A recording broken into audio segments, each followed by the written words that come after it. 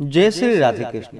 आप सभी का आपके अपने YouTube channel BK Mishra present में बहुत बहुत स्वागत है।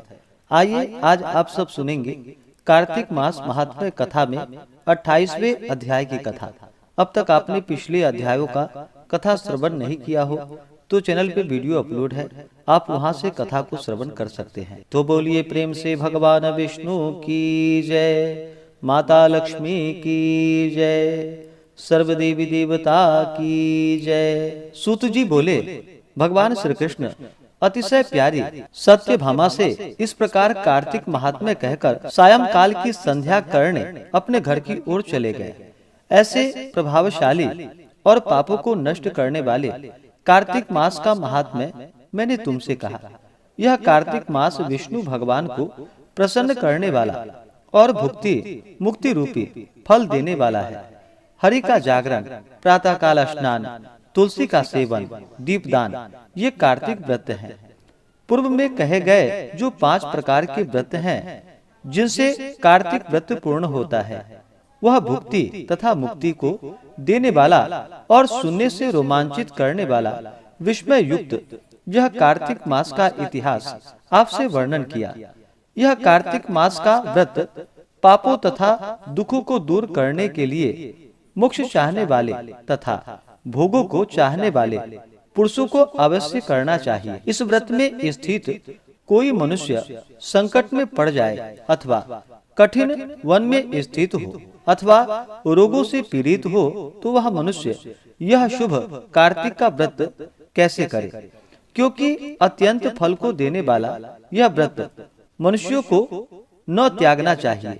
सूत जी बोले, ऐसे सदा दृढ़ व्रत करने वाला पुरुष यदि आपदा में पड़ जाए तो विष्णु व शिव जी के मंदिर में हरि का जागरण करे।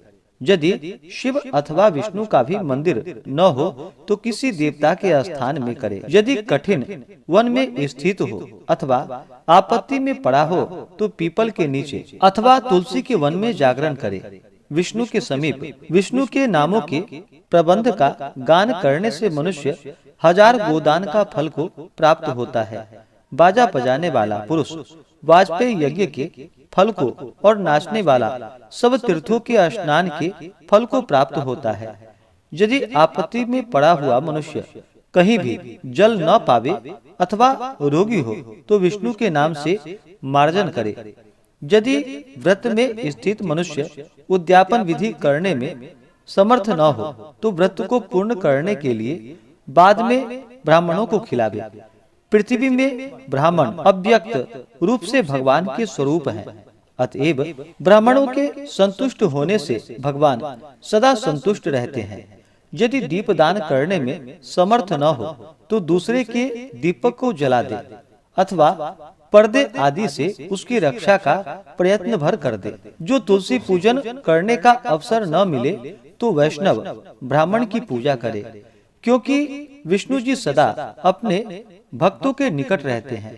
इन सब के अभाव में ब्राह्मण का और गौ का पूजन व्रती अवश्य करे अथवा व्रत पूर्ण होने के निमित्त पीपल और बड़ का पूजन करे।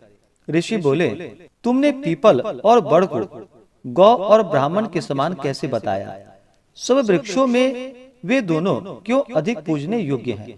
सूत जी बोले, पीपल भगवान विष्णु का रूप है और रुद्र का रूप जो कि बड़ है। वैसे ही ब्रह्मा का रूप धारण करने वाला ढाक का वृक्ष है। ऋषि बोले, ब्रह्मा और शिव ये कैसे वृक्षत्व को प्राप्त हुए? हे धर्मज्ञ, यह कहो। इस विषय में हमको बड़ा संदेह है। सूत जी बोले, एक समय शिव और पार्वती भोग कर रहे थे। उस समय सब देवता और अग्नि ब्राह्मण का रूप धर के गए और उन्होंने उनके भोग में विघ्न डाला।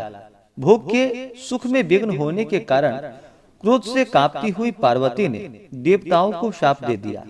पार्वती बोली, जितने कृमि कीटादि हैं वे भी भोग के सुख को जानते हैं, अतः उस भोग सुख में विघ्न करने वाले तुम सब देवता वृक्ष रूप को प्राप्त हो जाओ। सूत जी बोले, इस प्रकार पार्वती ने क्रोधित होकर देवताओं को शाप दे दिया।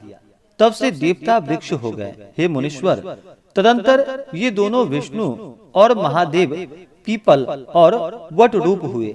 बोधि अर्थात पीपल शनैश्चर के दिन को छोड़कर और दिन छूने में अयोग्य हुआ, अर्थात शनैश्चर यानी कि शनिवार को पीपल छूना चाहिए और दिन में नहीं। इस प्रकार से कार्तिक मास महात्म्य कथा में 28वें अध्याय की कथा पूर्ण हुई। तो बोलिए प्रेम से भगवान विष्णु की जय, माता लक्ष्मी की जय, सर्व देवी देवता की जय। इसी प्रकार से अगर आप सब आगे के अध्यायों को सुनना चाहते हो, चैनल पे नए हो तो चैनल को लाल बटन दबा करके सब्सक्राइब करें, साथ में बेल आइकन घंटी को दबाएं ताकि वीडियो का नोटिफिकेशन आपको समय से मिलता रहे।